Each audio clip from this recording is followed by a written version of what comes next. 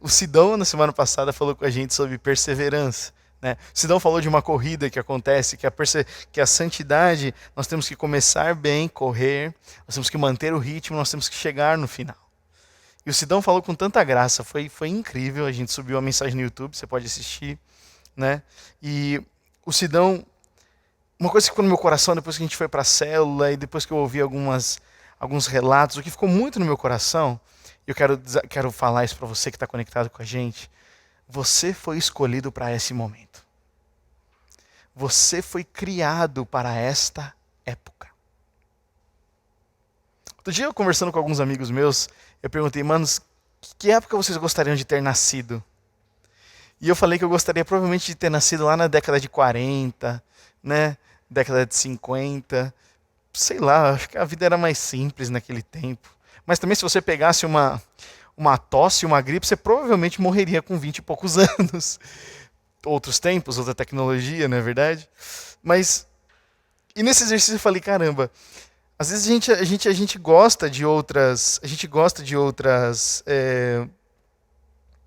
outras épocas, a gente admira outras épocas, né?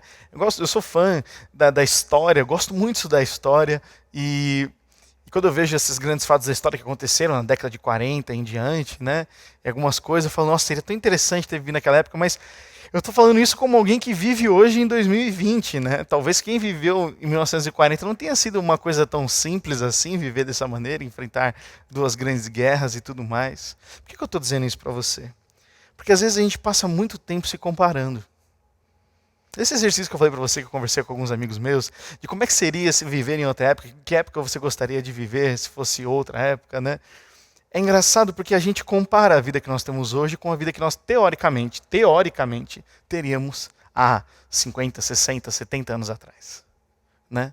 Porque, gente, a comparação é uma coisa que acontece muito no nosso coração. Por isso que eu queria perguntar para você, você acredita que Deus te colocou com um propósito para um tempo como esse? Nós temos a história da rainha Esther, quando Mordecai chega para ele e fala assim, quando o povo judeu vai ser massacrado, e Mordecai fala para ela, Esther, será que não foi para esse motivo, para este momento, que o Senhor te colocou para você estar do lado do rei? Talvez Esther passou a vida inteira dela esperando para um momento como aquele. Um momento onde ela teria uma influência na história. Nosso ministério de jovens chama Marcar Geração. E não chama não é marcar geração à toa. Marcar a geração porque nós cremos que Deus tem um propósito na história. E Ele quer manifestar através de mim e de você. Ele quer manifestar através de mim e de você. Então, sabe, quando a gente começa a se comparar, a gente perde a referência desse propósito. A gente começa a se comparar, seria melhor se viver em outra família, se eu tivesse nascido em outro lugar, com outro tempo, com mais recursos. E a gente começa a fazer todas essas comparações e quando a gente menos percebe, a gente passa muito tempo na comparação e a gente não reconhece aquilo que a gente já tem. Vou falar de novo. Muitas vezes nós passamos muito tempo na comparação e não damos graças, não percebemos o que nós já temos.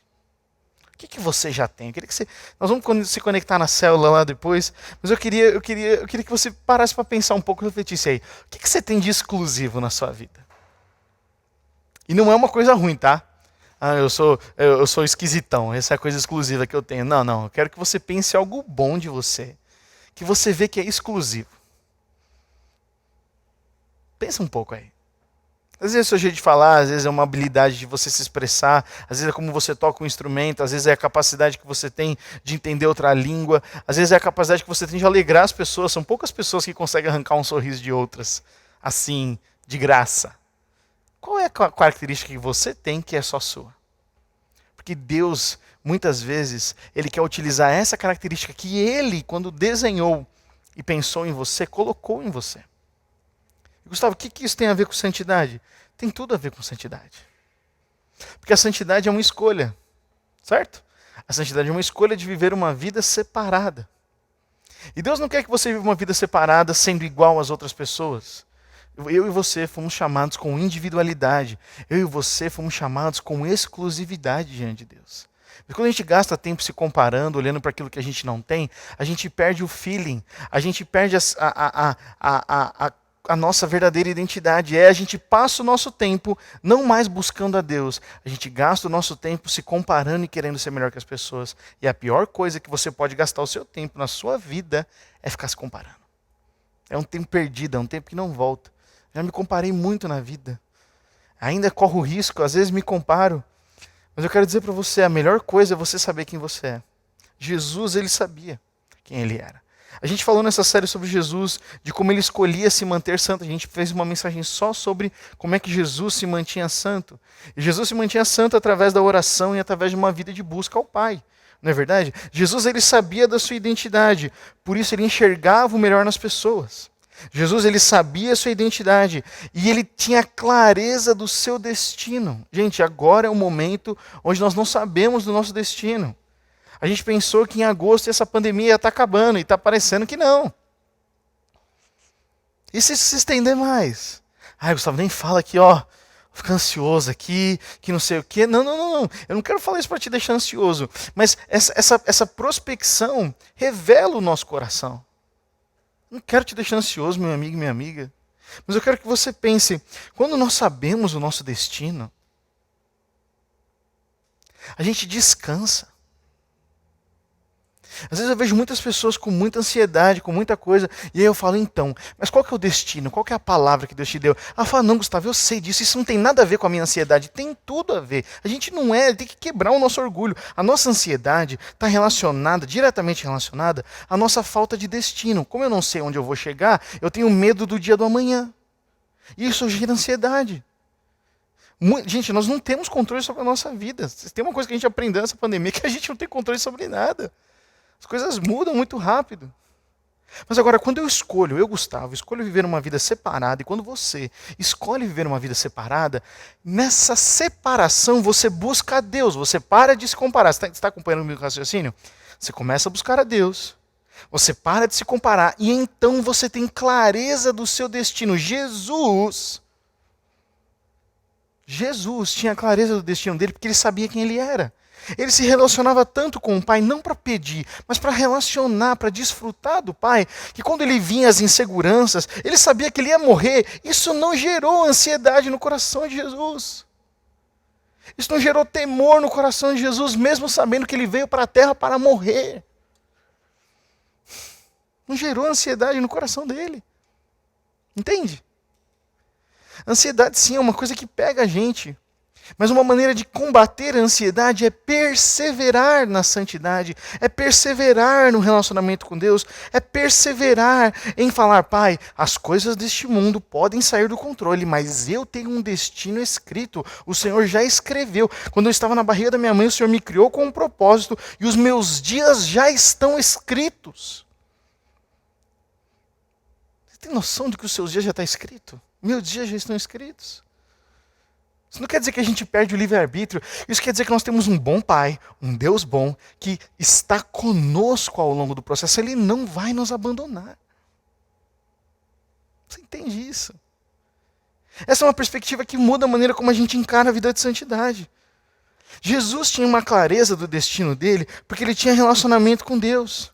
E o relacionamento com Deus é fruto de uma escolha de santidade, de uma vida santa. Eu sou santo, Jesus falava, eu sou separado. Então, porque eu sou separado, eu busco a maior recompensa, que é conhecer o Pai. A maior recompensa da santidade é o que mesmo? Conhecer a Deus, desfrutar de Deus. Então, sabe, a santidade, ela faz isso, como a gente leu em Hebreus 12, na primeira mensagem que a gente compartilhou. A santidade, sem a santidade, sede santos porque eu sou santos, porque se você e você não formos santos, ninguém verá o Senhor. Então a santidade faz com que eu e você enxerguemos a Deus. E eu quero dizer uma coisa interessante, não só enxergamos a Deus nesta terra, nesta vida, mas nós começamos a ter um vislumbre da eternidade. E o texto que eu quero ler com vocês hoje é exatamente sobre Jesus. Jesus falando sobre a eternidade. Jesus, acompanha o raciocínio comigo, Jesus um homem santo, separado, que tinha um relacionamento com Deus. E por causa desse relacionamento era tão grande, ele tinha certeza do seu destino. Porque ele tinha certeza do seu destino, ele olhava para a eternidade, para o futuro, e Deus revelou para ele coisas. Imagina Deus revelar para mim e para você coisas sobre o futuro. Porque nós somos tão íntimos e tão santos a ponto de compartilhar da santidade dele, que ele revela para nós os segredos. A palavra diz que ele tem prazer em revelar os segredos para mim e para você. Só que essa é uma coisa que nós temos que fazer com uma vida de santidade antes. Jesus, por causa da vida de santidade, teve acesso a essas coisas. Então a santidade faz com que a gente tenha um vislumbre da vida eterna. Eu queria fazer um exercício aqui com você. Exercício não, é mais uma brincadeira aqui, né? Mas imagina a vida eterna um pouco. Queria que você pensasse. Você já pensou como é que vai ser a vida eterna? Pensa um pouco aí, como é que vai ser a vida eterna? Muitas vezes nesse exercício de imaginar, eu me pegava assim, eu ficava pensando no que eu vou ter, né? Como é que vai ser a minha casa no céu, como é que se eu vou reconhecer as pessoas ou não, se eu vou estar casado com a Má ou não, como é que vai ser, ruas de ouro, como é que vai ter iluminação, o que vai ser ali no céu? E é engraçado porque eu penso muito sobre como é que vai ser a minha experiência no céu. Mas continuando nesse raciocínio, eu queria que você pensasse, imagina que no céu a gente não vai ter que trabalhar. Uma grande parte da nossa vida aqui, meus amigos estão aqui, na verdade, a gente gasta onde? Trabalhando. A gente gasta muito tempo da nossa vida resolvendo um problema de relacionamento, mas não vai ter mais briga na vida eterna. Não vai ter doença, não vai ter briga, não vai ter descontentamento, não vai ter fofoca, não vai ter falta de dinheiro, você não vai precisar correr para a sua provisão. E aí agora eu pergunto para você, o que nós vamos fazer no céu? Um ócio, vai ser um 24 horas sentado olhando para o céu. Você vai estar no céu, não sei para onde você vai olhando, mas vai ser uma coisa assim meio estranha, porque a gente gasta a nossa vida trabalhando e resolvendo problema e lidando com um monte de coisa. E aí eu e você fomos criados para a eternidade, vamos estar na vida eterna com Cristo. E aí o que a gente vai fazer? Esse negócio me pegou, gente. Eu fiquei meio, meu Deus, será que eu estou preparado? O santo, a beleza de nós sermos santos é que nós vamos nessa vida, aqui, enquanto nós vivemos, enquanto escolhemos a santidade, vamos buscar adorar e conhecer a Deus, e vamos adorá-lo, e vamos ouvir a sua voz, e vamos ter relacionamento com Ele aqui na terra. Quando chegarmos no céu, que não vai ter problema, a gente não vai ter que lutar por comida, a gente não vai estar tudo em abundância, não vai ter doença, não vai ter nada, vai ser tão maravilhoso. Sabe o que nós vamos ser convidados a fazer? Desfrutar de Deus. A gente vai ser convidado a olhar para Deus e como os anjos falar, santo, santo, santo. Eu e você, vamos estar no céu, sem problema para resolver, sem medo que se vão cortar a luz de casa, você vai ter sem nada, gente. Vida eterna com Cristo, eternidade, não tem fim. E nós vamos sentar e nós vamos falar, Senhor, como é bom te conhecer, Pai. Que alegria. Você imagina gastar a sua vida inteira da eternidade adorando ao Senhor e conhecendo Ele? Eu tenho várias perguntas para Deus quando eu chegar no céu. Umas perguntas assim que eu quero tete a tete, né? Não que Ele não possa me responder agora, mas quando eu estiver lá, eu vou trocar uma ideia forte lá. E por que eu estou dizendo isso para vocês, gente? Porque a gente é ensinado, e isso até às vezes é difícil de compreender, porque hoje toda a nossa vida é sobre a gente é ensinado a trabalhar, a conquistar, e a gente nunca aprende a desfrutar. A gente não aprende a entregar. A gente não aprende a conhecer as pessoas profundamente. A gente não aprende a conhecer a Deus profundamente, porque tudo é corrido, tudo é para ontem, a gente nunca tem tempo. E quando nós tivermos todo o tempo do mundo, o que nós vamos fazer? Porque tem gente que vai ficar no céu e vai ficar, eu estou ansioso, não tenho nada para fazer hoje. Não vai ter ansiedade não, querido, querida. Você vai estar adorando a Deus, começa a prática agora. A escolha da vida de santidade agora nos faz ter um vislumbre do que será. Jesus soube priorizar o mais importante. Ele soube priorizar o relacionamento com Deus e o relacionamento com as pessoas. E nessa clareza que Jesus teve, foi muito legal. Espero que você tenha curtido essa brisa de você imaginar como vai ser a eternidade.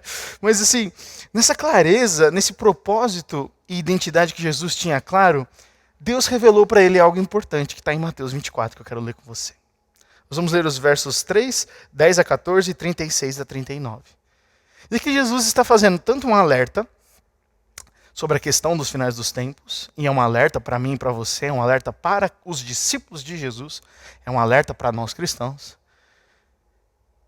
que a gente precisa ficar atento. Mateus 24 e 25 são os dois textos que Jesus fala sobre a questão do final dos tempos. Jesus não tocou mais nesse assunto, né? A não ser em Lucas e em Marcos, que correspondem ao mesmo trecho. Olha Mateus 24, 3, o que diz. Tendo Jesus se assentado no Monte das Oliveiras, os discípulos dirigiram-se a ele em particular e disseram, dize-nos, quando acontecerão essas coisas? Quando acontecerão o templo sendo destruído e todas essas coisas? E qual será o sinal da tua vinda e do fim dos tempos? Versículo 10. Jesus explica algumas coisas e aqui nós vamos se ater ao trecho que eu gostaria de pegar com vocês. Jesus diz, naquele tempo, perto do final dos tempos, do final dos dias, muitos ficarão escandalizados, trairão e odiarão uns aos outros. E numerosos falsos profetas surgirão e enganarão a muitos. Devido ao aumento da maldade, o amor de muitos esfriará. Mas aquele que perseverar até o fim será salvo. E este evangelho do reino será pregado em todo o mundo como testemunho a todas as nações. E então virá o fim. Versículo 13 diz, mas aquele que perseverar até o fim será salvo. Nosso tema de hoje é perseverança. Versículo 36 a 39. Quanto ao dia e a hora, ninguém sabe, nem os anjos do céu, nem o Filho, senão somente o Pai. Como foi nos dias de Noé, assim também será na vida do Filho do Homem, na vinda do Filho do Homem. Pois nos dias anteriores ao dilúvio, o povo vivia comendo e bebendo, casando-se e dando-se em casamento, até o dia em que Noé entrou na arca. E eles nada perceberam, até que veio o dilúvio e os levou a todos. Assim acontecerá na vinda do Filho do Homem. Aqui os discípulos eles estão tentando entender quando que vai acontecer a grande redenção dos judeus, quando que o Messias vai vir, Jesus Cristo. Então eles acreditam que é Jesus, que Jesus é o Messias, mas eles estão querendo que Jesus venha e liberte eles do poder de Roma. E Jesus está falando, olha, eu não vou fazer as coisas como vocês esperam. Então, um parênteses aqui. Se Jesus não fez as coisas que os discípulos queriam, ele também não vai fazer como eu e você queremos. Por isso que a gente precisa de relacionamento com Deus para entender o que ele está fazendo. Certo? Então Jesus está falando, olha, eu não vou fazer da maneira que vocês querem. Jesus surpreende os discípulos. Todo o texto de Mateus 24 é uma surpresa, é uma resposta à pergunta dos discípulos, mas é uma surpresa para eles. Eles estão esperando que as coisas vão acontecer instantaneamente, que vai vir um juízo tal e beleza, eles vão ficar livres do poder de Roma. Mas Jesus está falando, não é assim, existe um tempo entre o início das dores e existe um tempo até o apocalipse cosmológico, até acabar todo mundo. Existe um tempo, e esse tempo a igreja vai existir. Nesse tempo eu vou chamar as pessoas a serem santas, nesse tempo eu vou derramar o meu Espírito Santo, nesse tempo eu vou aperfeiçoar os cristãos. Existe um tempo entre o início das dores e um tempo até o grande apocalipse, o final de tudo. Jesus tem essa percepção, coisa que ninguém teve ali, que só os profetas tiveram. Ezequiel falou, Joel falou, Amós falou, Isaías falou, Daniel falou, profetas, homens do Antigo Testamento que tiveram essa revelação no Novo Testamento, a não ser o João lá em Apocalipse. Jesus tem essa conotação muito interessante sobre o final dos tempos. A santidade, gente, fez Jesus enxergar as coisas e o plano de Deus de uma maneira que ele estava entendendo isso. Às vezes Deus revela coisas para mim e para você, mas porque nós não estamos com uma mente santa, a gente não compreende. A gente pensa que é do diabo. Deus está dando uma direção para a gente, ó, vá por esse caminho, este emprego, este relacionamento, peça perdão, libere aqui, não ande ansioso. Mas aí a gente fala, não, isso é coisa, eu preciso me preocupar com essas coisas. Não precisa. A mente santa faz a gente discernir o que é voz de Deus e o que não é. Os discípulos ali, eles não são pessoas más. Os discípulos não são pessoas tristes, não são pessoas filhas do diabo. São caras que estão querendo saber um monte de coisa sobre como é que vai ser o final dos tempos. E eles estão fazendo perguntas para Jesus. Mas Jesus está falando, vocês estão me fazendo essas perguntas, mas eu estou respondendo como vai acontecer. Porque Deus tem planos maiores. A santidade faz eu e você enxergarmos de uma maneira diferente. E aqui eu quero destacar 3 coisas nesse texto com você. A primeira coisa é no versículo 12. Fala do aumento da maldade e o amor de muitos esfriando. Maldade é traduzido aqui por desprezo pela verdade. Maldade é desprezo pela verdade. O amor, o que é o amor desse texto? O amor aqui são atitudes, o amor não é um sentimentalismo, eu amo você, não. O amor é uma ação, é a fé com obras. É a vida santa. Porque eu vou falar um negócio para você, amar custa, e amar custa tudo. Amar a Jesus vai custar tudo na sua vida. Vai custar tudo. É a maior recompensa poder ouvir a Deus, reconhecer ao Pai, mas vai custar tudo. Esse é um chamado bem específico. Vai custar tudo amar a Jesus, vai amar a Deus. Vai custar tudo na nossa vida. Então, maldade é desprezo da verdade. Amor é a fé com obras, é viver uma vida separada, é gastar a nossa vida com Jesus. Então a gente pode ler esse texto da seguinte maneira: por causa do aumento do desprezo pela verdade, quero que você acompanhe isso comigo, por causa do aumento do desprezo pela verdade, a busca de viver o amor prático, a vida santa, a fé com obras, vai se esfriar. Ninguém mais vai ter o desejo de viver santo, ninguém vai querer buscar a verdade, ninguém vai querer demonstrar o amor de maneira prática. Vai se esfriar. E não vai se esfriar porque o grande mauzão, o capetão, vai vir com o tridente aqui na rua. E não. Por quê? Porque as pessoas estão rejeitando a verdade. Eu rejeito a verdade e então o meu amor ao próximo diminui. Porque a verdade, que é a palavra de Deus, de Jesus Cristo, a verdade nos aproxima de Deus e das pessoas. Outra coisa que o texto diz, ele fala, quanto ao dia e a hora, Jesus diz, ninguém sabe, vai ser como nos dias de Noé. E como é que era nos dias de Noé, gente? Vou ler com você Gênesis. Gênesis 6, 9 a 14. Diz assim, esta é a história da família de Noé. Noé era um homem justo, íntegro entre o povo de sua época. Ele era íntegro entre o povo da sua época, entre a sua geração. Ele andava com Deus. Noé gerou 3 filhos, Sem, Cã e Jafé. Ora, a terra estava corrompida, essa é a terra estava corrompida aos olhos de Deus e cheia de violência. Ao ver como a terra se corrompera, pois toda a humanidade havia corrompido a sua conduta, Deus disse a Noé, darei fim a todos os seres humanos, porque a terra encheu-se de violência por causa deles. Eu os destruirei com a terra, você, porém, fará uma arca, vai com a sua família e tudo mais. Então, qual é a característica do dia de Noé? Noé está vivendo no meio de uma geração corrompida. Noé está vivendo num tempo onde tem os homens buscando o seu próprio desejo acima de todas as coisas. Violência, mentira, cada um está cuidando do seu. A marca dos dias de Noé é cada um cuidando do seu. Jesus dá exatamente essa ênfase. Jesus fala, dando-se em casamento. Ou seja, eles estavam planejando o futuro e fazendo as coisas sem levar em consideração, sem ter temor algum a Deus. Eles estavam cômodos. Estão vivendo há tanto tempo aqui nessa terra. Está tudo bem. Não vai acontecer nada. Dilúvio. Não vai acontecer nada. Nunca aconteceu nada aqui. Nunca aconteceu nada de mal comigo. Eu sou uma pessoa boa. Não aconteceu nada comigo. Então esse negócio aí, não, esse negócio de Jesus voltar vai demorar. Para que perseverar agora? Eu posso perseverar depois. Para que ser santo agora? Eu posso ser santo depois, quando eu fizer 30 anos. Para que...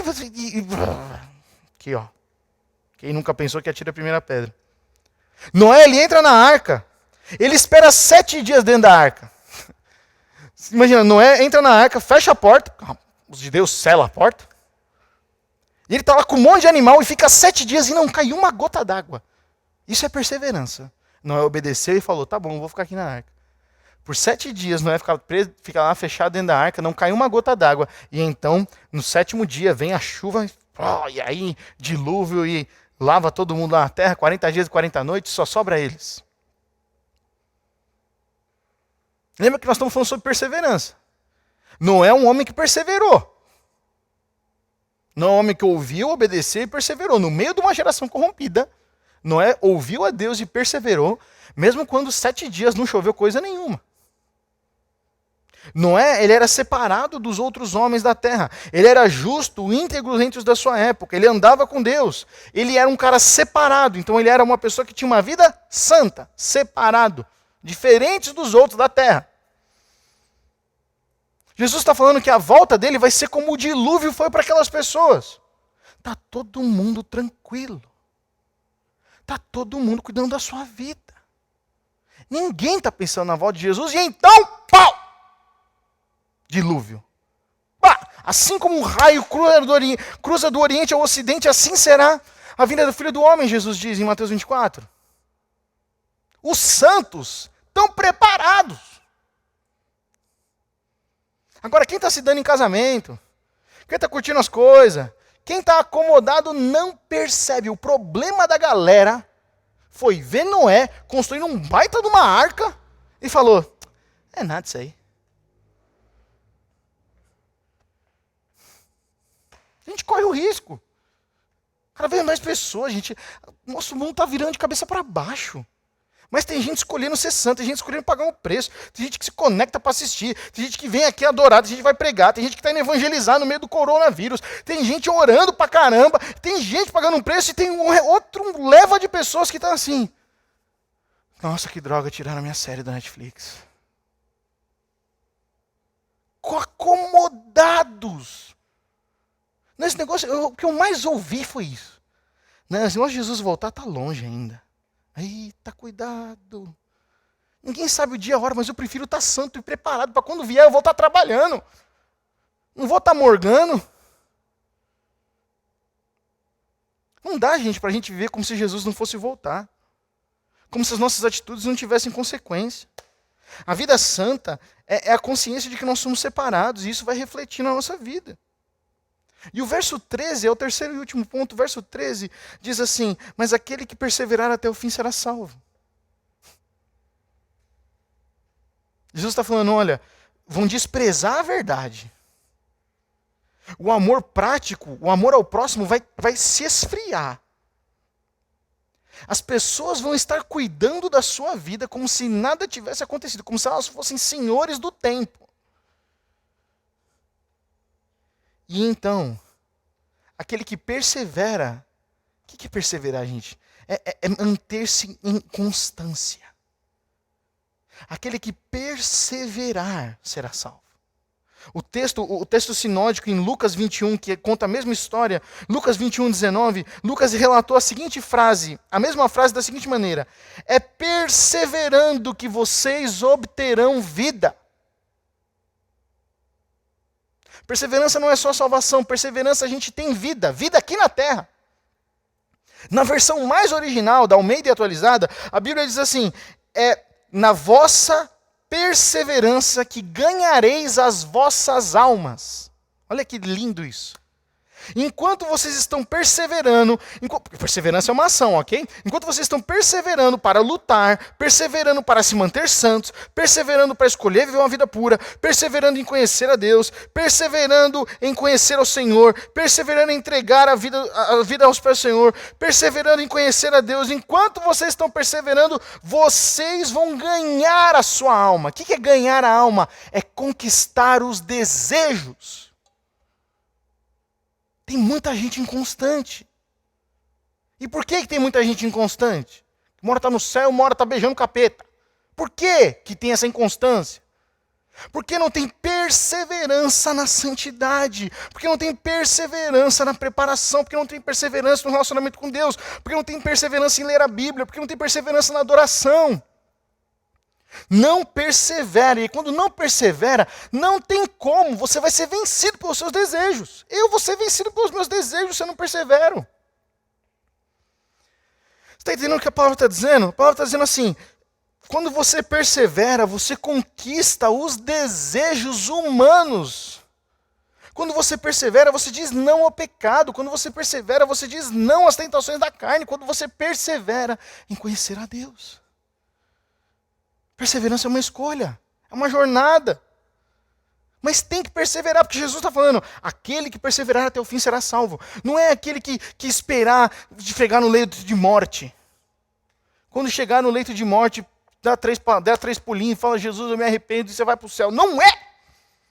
Não é assim que funciona.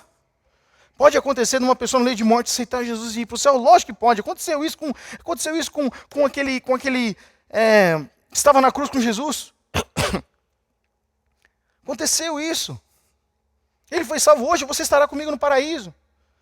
Precisa de arrependimento. Não adianta nada a gente, eu e você, se arrependermos e a gente não perseverar para ser santo. É uma corrida, como o Sidão falou na semana passada. É uma corrida. A gente se arrepende dos nossos pecados, a gente muda a decisão da nossa vida e agora a gente persevera para manter. Eu vou continuar, eu não vou voltar atrás, eu vou continuar a ser cheio do Espírito Santo, eu vou continuar a ser santo.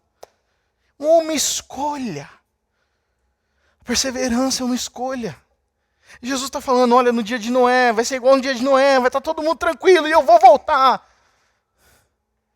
Quem está tranquilo não está perseverando.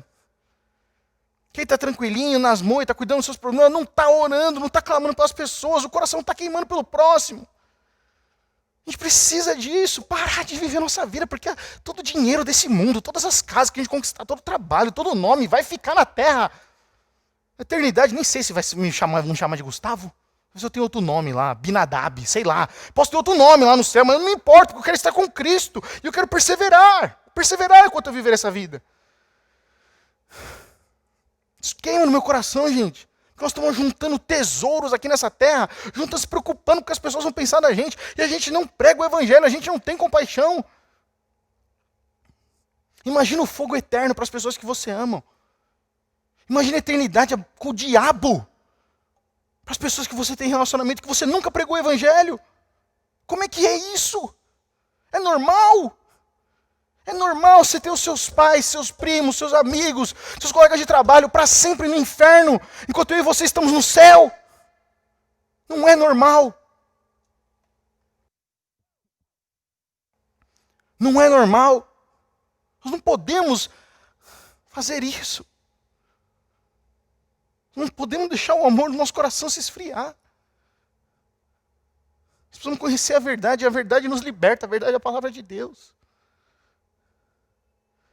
Preciso dizer para você, gente, a maldade, o desejo do pecado, a iniquidade, o desprezo pela verdade só vai aumentar. Que época da vida que você viveu aí, que você estudou um livro de história na escola? Quanto que teve tanto fake news? Distorção da verdade, desprezo pela verdade. Só vai piorar, não vai melhorar. Não importa se assume político crente ou não, vai piorar. Está nos cursos, Jesus falou que ia piorar. Aceita isso que vai piorar, mas não entrega a vida. Vai piorar, então dane-se, meu lugar está no céu. Não, vai piorar e eu preciso pregar o evangelho.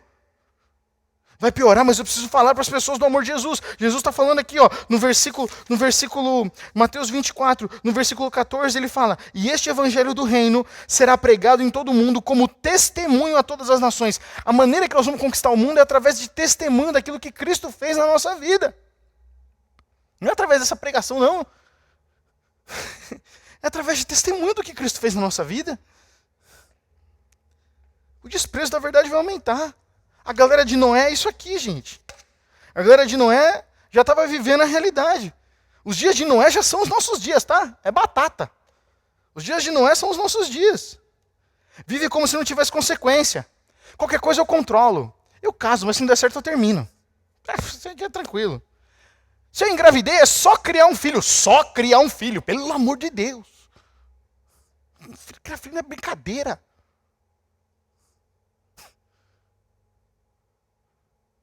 Qualquer coisa, se tiver um problema aí, agora estão imprimindo órgãos aí para eu imprimir um outro fígado que eu estou estragando na bebida. Depois eu dou um jeito. Eu vou viver vagabundeando mesmo, porque depois meus pais vão ter aposentadoria mesmo, e aí eu vivo da aposentadoria deles. Já ouvi. Acredite se quiser. E aí? Acha isso justo? Tá todo mundo, e está vivendo, esses são os dias de Noé, está todo mundo vivendo na tranquilidade da sua vida. pessoas morrendo, indo para o inferno, sem conhecer Jesus. E onde nós estamos nisso, gente?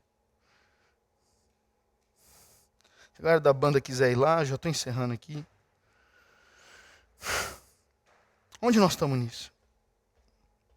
Nós somos Noé antes do dilúvio?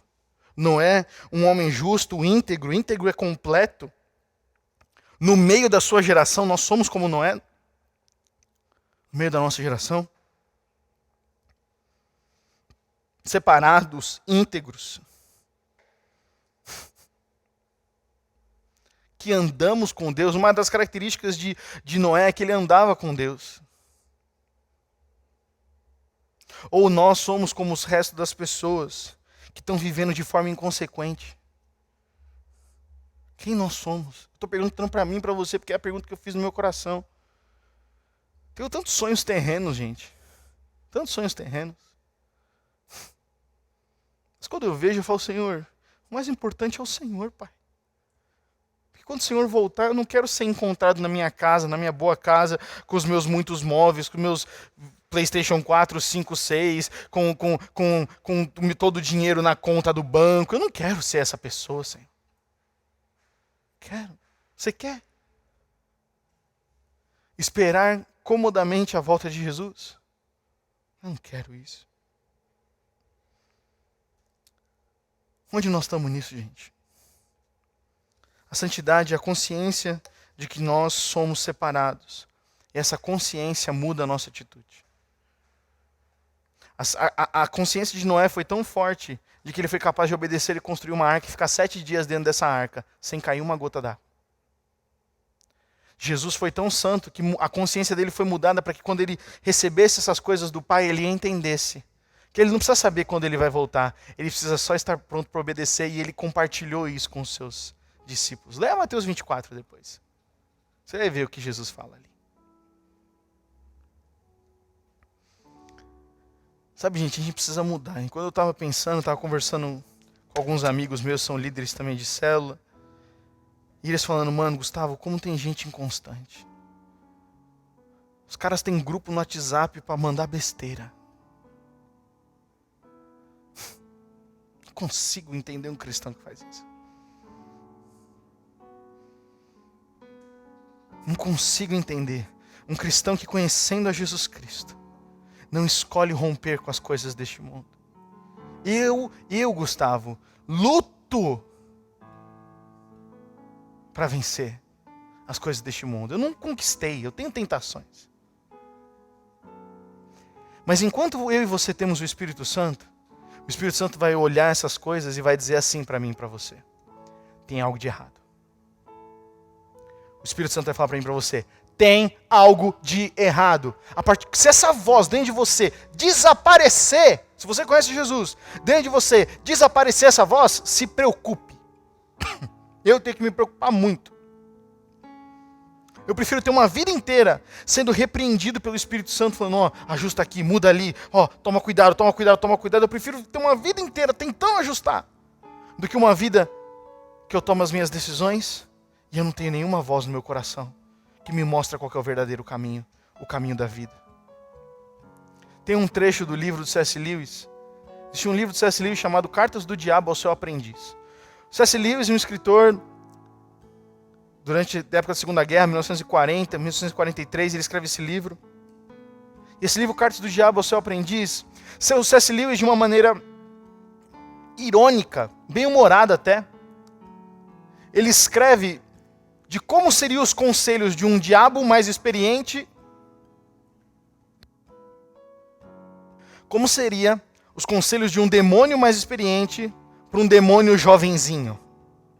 Ele escreve quais são os conselhos que o diabo daria para outro, dando dicas de como atormentar o crente, de como fazer o crente se afastar de Deus. E eu separei um trecho desse livro para ler com você hoje. C.S. Lewis, lembra que ele está escrevendo como se ele fosse o diabão dando um conselho para um diabinho mais novo. O texto está aí na tela. Olha o que diz, olha o conselho que um diabo mais experiente dá para um diabinho. Lembre-se de que a única coisa que importa é o quanto você, diabinho, consegue afastar o homem do nosso inimigo Deus. Não importa quão pequenos são os pecados, desde que o seu efeito cumulativo, ou seja, vários pecados acumulados, seja o desviar o homem para longe e para fora da luz, direto para o nada.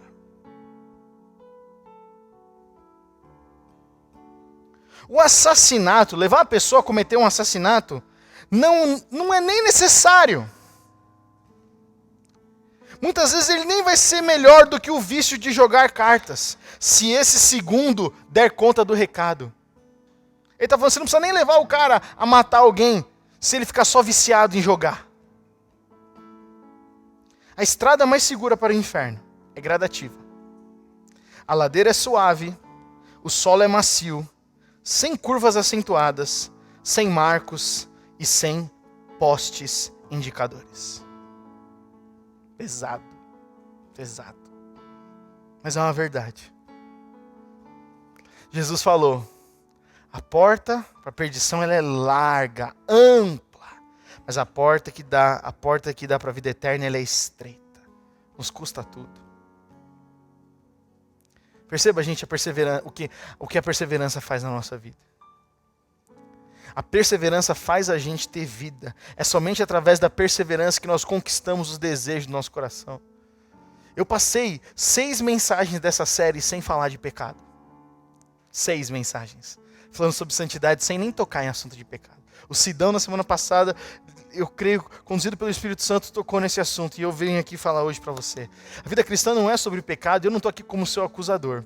Mas a única maneira da gente viver uma vida fora dos desejos do pecado, fora do domínio do pecado, é a perseverança em conhecer a Deus. É viver uma vida separada. Volto a dizer o que eu disse no começo. Você, meu amigo e minha amiga, você foi escolhida para esse tempo. Você foi separado. Você não é obra do acaso. Você é nascido nessa geração de internet, você é nascido nessa geração das fake news, e não é por sorte. Deus tem um propósito claro na sua vida. Para de se comparar. Para de ficar acomodado olhando para os lados, quando é momento de olhar para o Senhor, perseverar e ser santo, gastar a nossa vida em conhecê-lo, para que a gente não seja pego de surpresa quando o nosso Senhor voltar. A gente precisa viver por Cristo, nós precisamos viver por Jesus, nós precisamos viver para o Evangelho. E o último texto que eu quero ler com você é a oração de Paulo, lá em 1 Coríntios. Esse texto ficou no meu coração. Eu quero ler esse texto com vocês, 1 Coríntios, capítulo 1, de 4 a 9.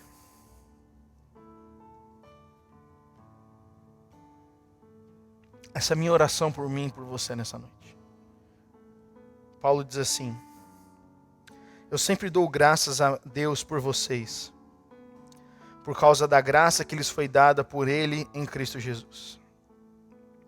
Pois em Jesus, eu e você fomos enriquecidos em tudo, isto é, em toda palavra, em todo conhecimento, porque o testemunho de Cristo foi confirmado entre vocês, de modo que não lhes falta nenhum dom espiritual, enquanto vocês esperam que o nosso Senhor Jesus Cristo seja revelado.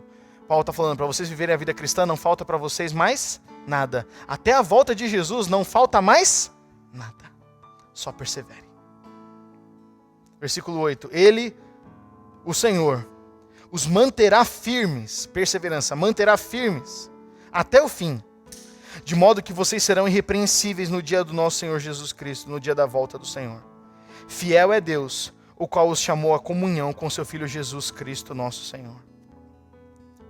Fiel é Deus que nos chamou à comunhão, relacionamento. Perseverança é mantida. A perseverança é mantida através do relacionamento com Deus e com a igreja, uns com os outros. Quanta gente está abrindo mão de comunhão? E nisso nós estamos sofrendo. Nisso nós estamos deixando de perseverar. A gente não persevera porque os pecados e a maldade aumentam. Isso vai acontecer, Jesus disse. Nós não perseveramos porque nós não andamos em relacionamento com Deus, em relacionamento uns com os outros, compartilhando. A gente escolhe andar sozinho. Quer ser santo? Não ande sozinho. Quer ser santo? Escolha a vida de conhecer a Jesus. Conhecer a Deus na pessoa de Jesus. Eu sei que hoje eu falei um pouco mais. Mas eu precisava compartilhar esse texto no meu coração, que estava queimando no meu coração.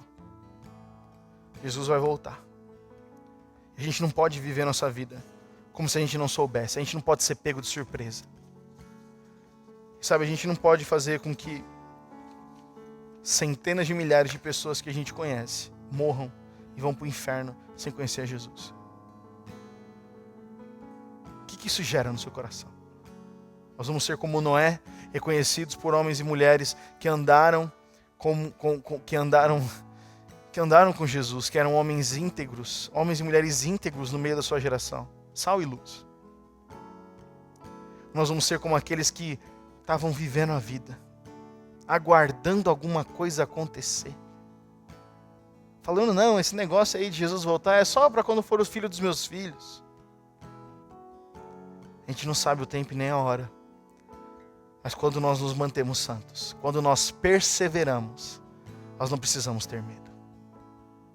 Nós não precisamos ter medo. Nós podemos desfrutar de Deus. Lembra do que eu falei no começo? Como é que vai ser a vida eterna? Não vamos ter problema, não vamos ter preocupação, não vamos ter medo, não vamos ter ansiedade. O que nós vamos fazer na vida eterna? Adorar ao Senhor. Adorá-lo na beleza da sua santidade. Vamos buscá-lo, vamos conversar, vamos falar, vamos cantar santo, santo, santo.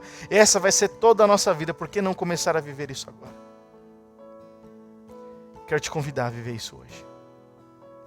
Viver isso hoje, assumir um estilo de vida santa hoje. Não para termos medo do apocalipse. Durante muito tempo eu tive medo do apocalipse. Mas depois que eu entendi o amor de Jesus por mim, eu clamo, Maranata, ora vem, Senhor Jesus. Porque melhor é que estar com Ele melhor do que estar com Ele do que estar em qualquer outro lugar. Melhor que as coisas deste mundo, melhor que estar casado, é estar com Cristo. Mas eu quero estar lá, com aqueles que eu amo. Eu quero estar lá com o maior número de pessoas possíveis. Porque elas merecem, elas têm que ter oportunidade de conhecer Jesus. Feche seus olhos no sua casa, onde você estiver. Vamos orar. Pai, nos faz como foi Noé, Senhor. Noé, homem justo, homem íntegro, no meio da sua geração, um homem que andava com Deus. Livra-nos, Pai, de ser uma geração acomodada, Pai. O comodismo vai roubar tantos de Ti, Senhor. Nós não queremos ser acomodados, Pai. Livra-nos de sermos acomodados. Às vezes a gente está acomodado muitas vezes nos nossos problemas. Comodismo não é sinal de vida boa. Muitas vezes a gente está acomodado nos nossos problemas, acomodado de sempre estar mal, de sempre estar ansioso. A gente está acomodado nisso e nós não queremos mais. Declare isso, você que está na sua casa, fala: Senhor, eu declaro rompido o comodismo da ansiedade na minha vida. Eu declaro rompido, Pai, o comodismo do dinheiro na minha vida. Eu declaro rompido, Senhor, o comodismo, Senhor Jesus, dos meus desejos sobre a minha vida, Pai. Eu declaro rompido, Senhor, o comodismo de pensar que a sua volta está distante, Senhor. Eu declaro todas essas coisas, Pai, destruídas, Pai. O comodismo na minha vida destruído no nome de Jesus. Nós queremos ser íntegros, Pai. Queremos ser completos diante de Ti, Senhor. Queremos ser um contigo, Pai. Queremos perseverar. Perseverar. Nos ajuda a perseverar, Espírito Santo. Nos dá ousadia para perseverar. Nós queremos perseverar, Senhor. Nós não queremos, Senhor, perder o nosso tempo se comparando, perder o nosso tempo em coisas que a gente não tem. Nós queremos perseverar em Ti, Senhor, em conhecer a Ti, em amar o nosso próximo. Nos dá essa urgência, Pai. Nos dá essa urgência. Em nome de Jesus. Amém.